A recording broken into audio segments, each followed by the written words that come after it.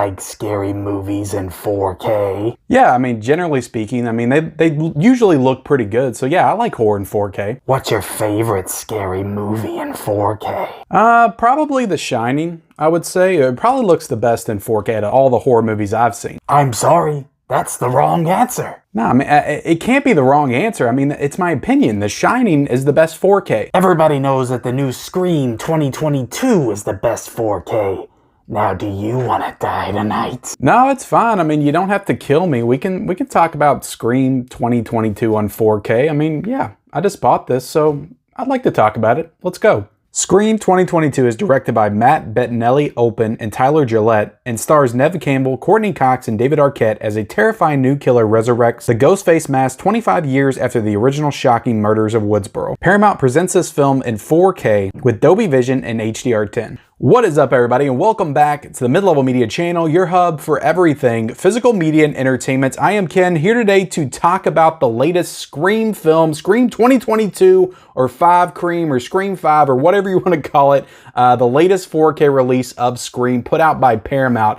I'm very excited to get into this. We're going to talk about the movie. We're going to talk about the audio-visual quality. We're going to talk about special features. We're going to talk about packaging. We're also going to talk about the fact that this only has a 4K disc in it, not the Blu-ray. It's not the traditional 4K Blu-ray combo pack that most new releases are. So we're going to talk about that and whether or not that should be considered controversial or not, whether or not it's fair for them to have charged $28 to put this out with no Blu-ray disc. Well, we're going to get into that here in a second. But before we do that, guys, I want to ask that if you are not yet a subscriber to the Mid-Level Media channel, what are you waiting for? Hit that subscribe button. If you just looked up Scream 2022 4K reviews and you saw my face, I do tons of physical media content on this channel. I do 4K Blu-ray reviews. I do unboxing videos. I do out and about videos, hunting for Blu-rays, just tons of physical media content, collection hauls. If you like that kind of stuff, if you like Blu-rays and 4Ks and hell, even DVDs I cover as well, hit that subscribe button. Also, be sure to like this video and comment down below, guys, what's your thought on the movie Scream? Did you pick up this new 4K release? Did you get the Steelbook? Did you get the double pack 4K with the first one? Let me know in that comment section below. Also, be sure to turn on those bell notifications for all future videos. So let's get into it, guys. I'm excited to discuss this because I saw this in theater back in mid-January. Actually covered it on my wife and I's channel, Married with Media, which is always linked down below. You can hit that. If you want to see my take on like new movies as they come out in theaters, we watch a lot of the new releases on that channel. But yeah, we did a vlog video. I remember we did an entire live stream talking about this movie, but haven't really got the chance to talk about it on this channel yet. And overall thoughts on the movie itself are, it's pretty good. I liked it. I enjoyed it. To me, I'm a big fan of this franchise. I've been a fan of this franchise since the first one. I remember watching it when I was like 11. I had already watched all the Nightmare on Elm Street films, Friday the 13th. I got into horror very early on.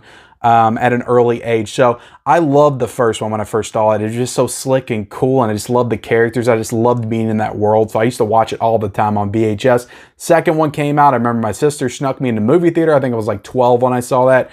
Loved that one too. The third one came out. I remember watching that, not being as big a fan of it at the time, but it has grown on me over time. I actually think that one's pretty good. And then Scream 4 I thought was awesome. I thought it knocked it out of the park, especially considering there hadn't been a Scream film by that point in like 11 years. So pretty much the same situation here. We've gone 11 years without a Scream film, so they're coming back to do this one. So of course everybody was a little apprehensive, a little nervous about the fact that Wes Craven was not going to be involved with this one. They was under new directors, Radio Silence, the same guys that did Ready or Not from 2019, I believe. So they had a real like tongue-in-cheek humor, kind of a meta humor to that movie. So I could see them fitting into this universe. So I wasn't necessarily worried about this one. I thought it would be, they would be in good hands. And overall, I think that they did a good job with this movie. So I want to talk about some positives before I get into not really negatives, but just things that I'm kind of unsure about with this movie. So first off, the positives. And again, I don't really want to, this is a kind of a new movie. I understand that it's like 3 or 4 months old. So I don't want to spoil anything. You're not going to get any big spoilers here, but if you are super sensitive to spoilers and you don't want to know anything like who's in it, when they show up, that kind of stuff, then click off the video, go watch the movie, and then come back and hear my thoughts on it. But so I'm not going to spoil any big moments at all. So I like the handling. I really like the handling of the legacy characters in this. I thought that was probably the strongest element to it. I don't think David Arquette's performance as Dewey has ever been better than in this movie. You could argue just on pure nostalgic basis, like you love Dewey in all the other movies. Everybody loves Dewey. He's a great character. He's a fun character. He's a very sympathetic character. You love to root for him. He's the ultimate underdog in these movies, but I think the performance that he gives in this movie is just filled with such pathos and such emotion. Like, I don't feel like he's given a better performance in any of the other movies. I love Neve Campbell in this movie. I think she's absolutely fantastic. I love Courtney Cox. There's some real emotional moments between all three of them throughout this movie that honestly hit me even more on the rewatch, but I love the handling of them. I love how they don't even bring them in until later on in the movie. So Dewey doesn't come in the picture till probably about the 30-minute mark, and Gale probably 45, and Sydney doesn't even come into this movie until well after the hour mark. So again, light spoilers. I'm just telling you when they're coming in. So if you're sensitive to that, I warned you ahead of time. So I love that they let you get comfortable and let you get used to the new characters before they start shoving the old ones down your throat. And even when they show up, they're used properly. They're not overused. They're not in every single scene. They're kind of in the background, and that's the best way to use them. Even in the end, when they're doing the big finale and all the reveals and all that stuff, they're kind of in the background to the main characters, which I did appreciate, because in a lot of these new reboots and stuff, it is the impulse of the directors and the filmmakers and the creatives to put the focus on the legacy character. And I'm looking at you, Halloween. You put the focus on Jamie Lee Curtis in these movies, and you don't the new characters, and that's why Halloween Kills, when she's in the hospital the whole time, everybody's complaining because nobody cares about the other characters. In this case, I can see a Scream 6 with just the new characters, and I can appreciate it because I actually like these new characters and I'm kind of attached to them already. So I feel like I can enjoy a Scream 6 a little bit more than I can say Halloween Kills when it takes the focus off of Neve Campbell and Courtney Cox and David Arquette. So I did appreciate that. And as for the new characters, I enjoyed all the new characters. Like I said, it gives you the opportunity to get used to them, to get comfortable with them. And I enjoyed them all. I don't really think that any of them stuck out as annoying or too lame. I thought they were all pretty likable, for the most part. So yeah, the kills are really awesome in this movie. There's some really brutal kills in this film. There's some good callbacks throughout the movie. The score is really cool, the way they kind of blend some new tones into it with the old ones. I like that. Overall, got solid direction. So I enjoyed this movie. I enjoy it quite a bit. My problem with this, and again, it's hard for me to kind of put my finger on why exactly this would probably rank on the low end of all the Scream movies, if I'm being honest. Again, I'm a big fan of these movies. I've heard people say that this is the best one since the first one, and I get that if you have that opinion. I do not. I would probably put at least 3 of the Scream movies above this one. Maybe I would put this above Scream 4, would be the only one I would put it above. Again, I'm a big fan of Scream 3, so I've heard people say that, but again, I feel like I have a greater appreciation of the sequels than a lot of other people do, just from hearing people on the internet talk about this movie and how it's kind of revitalizing the Scream franchise since the first one. So again, I get that. It's just something to me in this movie is missing, and I'm not quite sure what it is. The only issue that I can just kind of point to is the lack of originality, and this movie does just follow a formula that has been established by the previous 4 movies, and it follows that formula pretty much to a T, and it really doesn't deviate from that. And I think that is part due to the fact that the directors have such a respect for Wes Craven and this material. And Kevin Williamson, who wrote the first one, created all these characters. They have such a respect for that creative force that they were it kind of felt like, because I watched special features, it kind of felt like I don't know if afraid is the wrong word, but they kind of just weren't wanting to really step on the toes of the past creators of this movie. They didn't want to really push themselves and push this franchise into new territory with this one. They kind of felt like they were comfortable in just doing the same old, and just making their version of what Wes and Kevin did back in the day, which is fine. Again, it's not a bad movie, and I guess I would rather them make a good Scream movie that plays it safe than just completely go off the rails and just trash on everything that came before it. But I feel like there's a balance. I feel like there is something that you could do to make certain aspects original or feel original, but also pay respect and pay tribute to what came before. I feel like there's a way to do that. There's a smarter, more clever way to kind of make this feel different. But the formula, again, very much the same. It's a whodunit movie. You're trying to figure out who the killer is. You get to the end of the movie, you figure out who the killer is or the killers, whichever one it is. And then, you know, you have all the monologues and you have the kills and you have the ending. And it follows I'm trying to dance around this without spoiling anything, but it follows a similar formula than every other Scream movie. Again, when I'm watching this movie and I get to the end and I hear them monologuing, it just feels like all the same shit. Even Sydney, like, says that in the movie, which is, you know, kind of funny. She's kind of acting, I guess, as we're all thinking. She's like, I've heard this shit before. She's like, I don't care, you're boring me.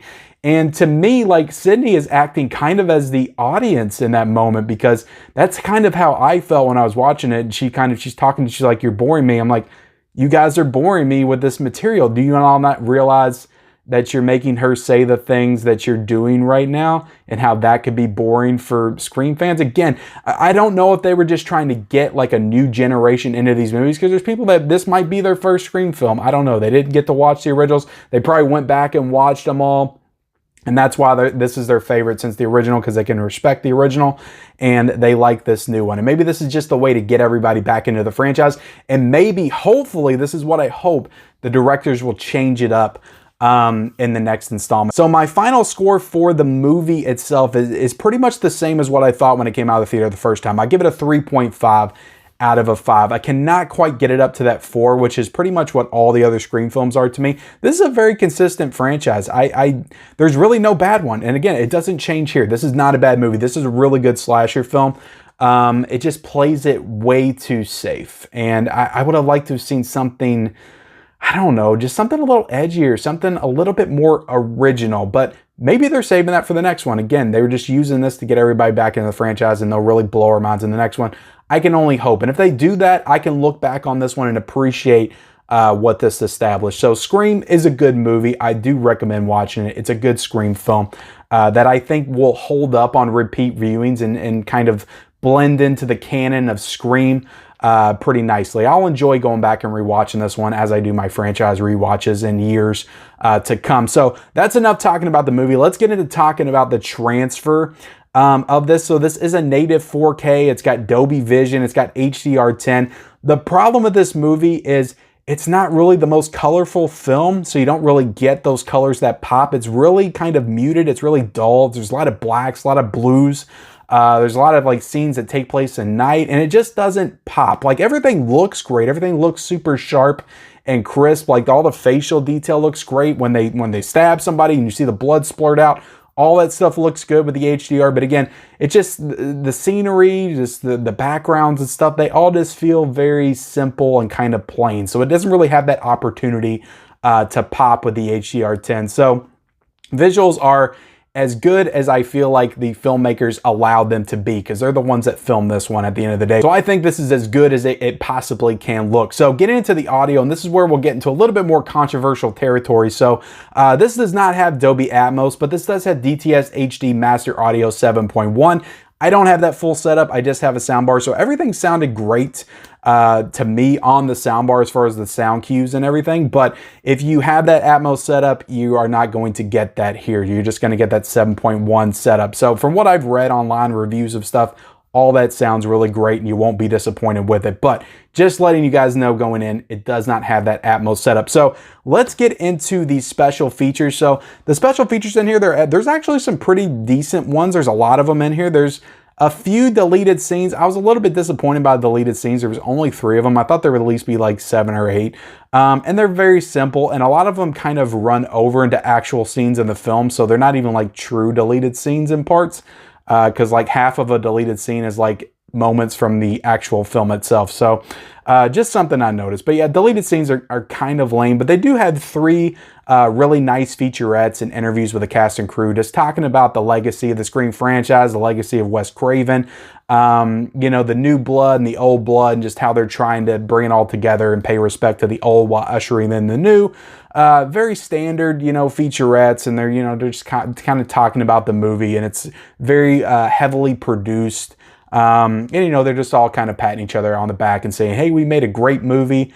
So they're all pretty standard special features, but it's nice that they're included in here. Again, there's a nice amount of them. There is an audio commentary that I didn't get a chance to listen to by the director, so that is a nice inclusion as well. You don't always get that with these new releases. So good special features overall. The packaging, again, I'll go ahead and do a little unboxing. You have this sticker on there, which I don't usually tear off the stickers. I usually like to leave them on, but it's pretty cool packaging. It is this kind of, you know, stupid poster thing with, I don't really love the posters with all the characters on it. A lot of people call them like the floating head posters.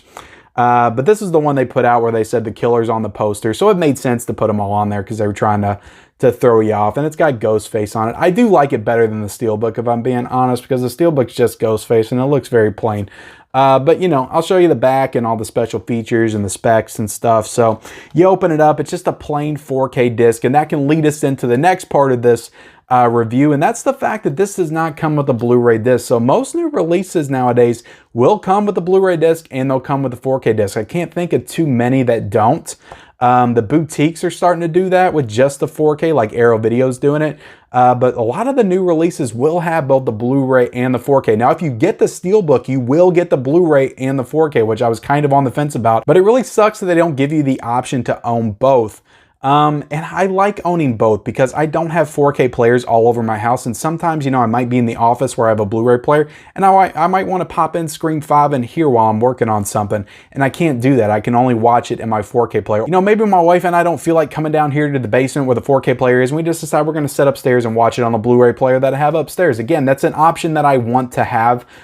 So I wouldn't care. Like, this is $27.99, which honestly is a little bit too much for just the 4K.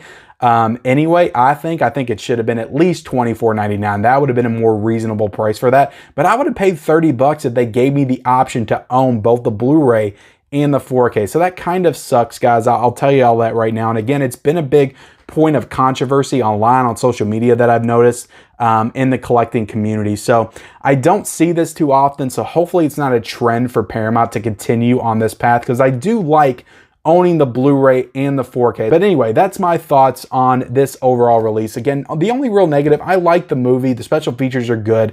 It looks good. It sounds good. The only real negative that I can point to is the fact that they charge too much for not including a Blu-ray disc. So overall, guys, as a release, I'll give this a 4 out of a 5. Again, it's a 4 out of a 5. I think that not having the Blu-ray disc knocks it down at least a half a point, maybe a full point for me. So $27.96 is this, but if you do want that Blu-ray disc and the Steelbook still available, you can get it that way as well. And it's also just available in Blu-ray for $22.96 also. So appreciate you guys watching this review of Scream 2022. Hope you enjoyed it. Comment down below your thoughts on this movie and whether or not you're picking up the slipcover or the Blu-ray or the Steelbook or whatever you're picking up, the double packs, the various double packs that they have. The Walmart edition, did you find that Walmart edition with the poster? Because I bought this damn thing at Walmart and it did not come with the poster. But anyway, appreciate you guys watching. Comment, like, subscribe, turn on those bell notifications. Follow me on all my social media accounts. Those links are in the description, and we'll see you next time.